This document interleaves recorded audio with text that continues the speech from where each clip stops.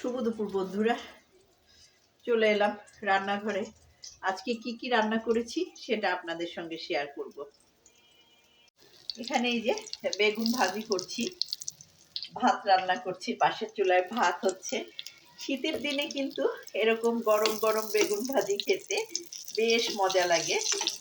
আর এই যে এখানে রান্না করেছি হচ্ছে, কালকে দেখিয়েছিলাম যে আমার হাজবেন্ড ডিম ডাল রান্না করেছে, ওইটা সবাই খুব বেশি পছন্দ করেছে, আমার ছেলেও। এই জন্য ছেলে বলল যে মা আজকে আবার খাবো, তাই এখানে ডিম ডাল আজকে আবার আমি রান্না করেছি। এটা আগের দিনেরটা আমার হাজবেন্ড করেছিল, আজকে আমি করেছি। ডিম ডাল ধনিয়া পাতা দিয়েছি, একটু টমেটো দিয়েছি।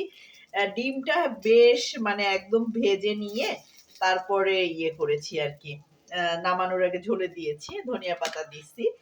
আর এখানে এই যে বড়ি দিয়ে যে লাউ ঘন্ট করেছি। আপনারা এরকম ডালের বড়ি খান কিনা জানাবেন।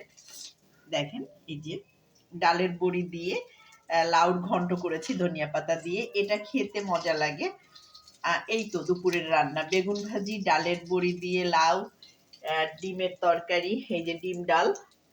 আর এই তো চুলায় এই যে বেগুন ভাজিটা হচ্ছে, এটাই দুপুরের রান্না। ভাত হলেই এই তো খাওয়া শুরু হয়ে যাবে। শীতকালে রান্না ঘরে আসলে একদম খারাপ লাগে না, যদি মানে পানিতে হাত না দেওয়া লাগে আর কি, তাহলে কিন্তু ভালোই লাগে রান্না করতে, কারণ চুলার পাশটা মানে বেশ গরম থাকে আর কি। তো রান্না করতে তখন আর খুব বেশি খারাপ লাগে না। আর দিদি সকালবেলা সব কেটে কুটে জোগাড় করে দিয়েছে, এই জন্য আজকে রান্না করতে বেশি একটা কষ্টও হয় নাই। আর আমার কাছে না এই যে বড়িটা, হ্যাঁ, লাউ দিয়ে যে বড়িটা ইয়ে করেছি, বড়িটা কিন্তু একদম সুন্দর করে আমি বেশ ভেজে নিয়েছি ভালো করে। ওই বড়িটা খেতে কিন্তু অসম্ভব টেস্ট। এটা মাসকলার ডাল দিয়ে তৈরি করা হয়। আপনাদের এলাকায় এটাকে কি বলেন? আমরা তো ডালের বড়ি, মাসকলার ডালের বড়ি বা কুমড়া বড়ি বলে থাকি, কারণ এর ভিতরে আবার একটু ইয়ে দেওয়া থাকে, কুমড়া দেওয়া থাকে, এজন্য আমরা কুমড়া বড়িও বলি। আমার বেগুন ভাজিটাও প্রায় হয়ে আসছে, এখন নামাই নিব, তারপর একটু সালাদ কাটবো, ব্যাস তাইলেই মোটামুটি দুপুরের রান্না রেডি। আর এখানে এই যে কাঁচা কলাটা আছে, কাঁচা কলাটা সিদ্ধ করতে আমি ভুলে গেছি।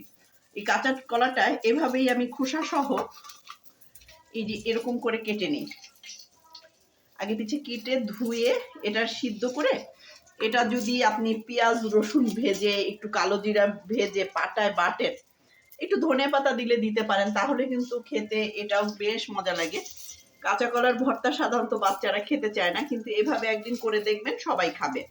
এটা জাস্ট আমি এখন প্রেসার কুকারে 2টা সিটি মেরে তারপরে একটু পেঁয়াজ রসুন ভেজে ধনিয়া পাতাটা তেলে কালো জিরা দিয়ে বেটে নেব।